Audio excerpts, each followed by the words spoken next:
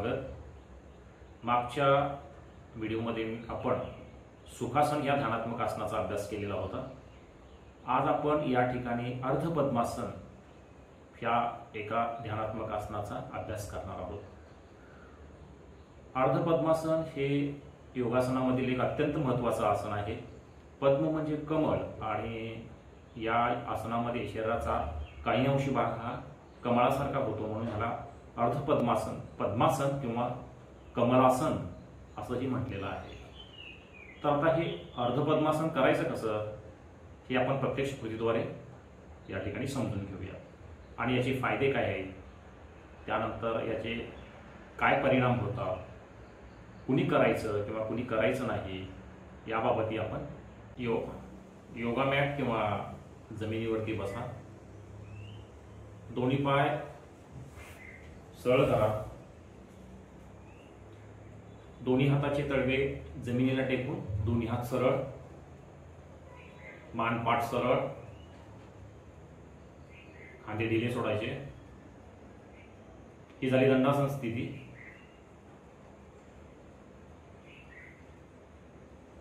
यानंतर उजवा पाय गुडघ्यामध्ये दुमडून आपल्या मांडीवरती, डाव्या पायाच्या मांडीवरती ठेवा, पण तो अशा पद्धतीने ठेवा की तळवावरती येईल आणि आपली टाच बेंबीजवळ राहील। यानंतर डावा पाय गुडघ्यामध्ये दुमडा आणि उजव्या पायाच्या मांडीजवळ ठेवा किंवा मांडी खाली ठेवा। आता या ठिकाणी दोन्ही हाताची चीन मुद्रा किंवा ज्ञान मुद्रा आणि डोळे अलगद मिटून घ्या आणि संथ श्वसन ठेवून प्राणायामाचा अभ्यास।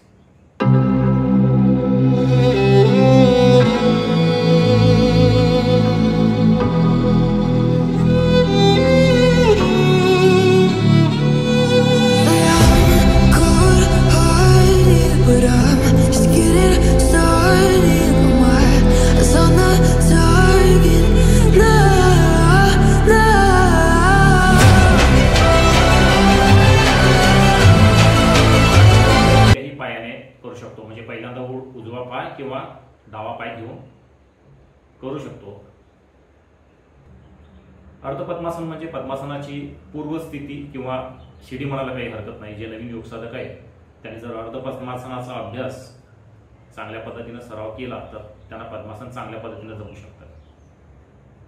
आता अर्ध पद्मासनचे फायदे काय आहेत तर मन शांत होतं, मन एकाग्र होतं, त्याच्यानंतर आपलं रक्ताभिसरण सुधारतं। जर याचा नियमित सराव केला तर आपले गुडघेदुखी, कंबरदुखी कमी होते। आता याच्यामध्ये काय होतं की जेव्हा आपण अर्ध पद्मासनामध्ये बसतो त्यावेळेला आपल्या पायातलं पाय बधीर होतात आणि त्याचं जे काही जादाचं रक्तप्रवाह आहे तो आपला आमाशय किंवा जठर किंवा आपलं पाचनतंत्र आणि मस्तिष्क यापर्यंत जातो आणि तिथली कार्यक्षमता सुधारली जाते। कुणी करायचं किंवा कुणी करू नये याबाबत जर सांगायचं झालं तर ज्या लोकांना सायटिका आहे किंवा कमरेच्या खाली काही दुखणं आहे किंवा गुडघ्यांचं दुखणं आहे तर अशाने वैद्यकीय सल्ल्यानुसारच या आसनाचा अभ्यास करणं जरुरीचं आहे। तर आजचा व्हिडिओ आपल्याला कसा वाटला याबद्दल मला नक्की कमेंट बॉक्समध्ये कळवा। मला पुन्हा भेटू। वंदे मातरम।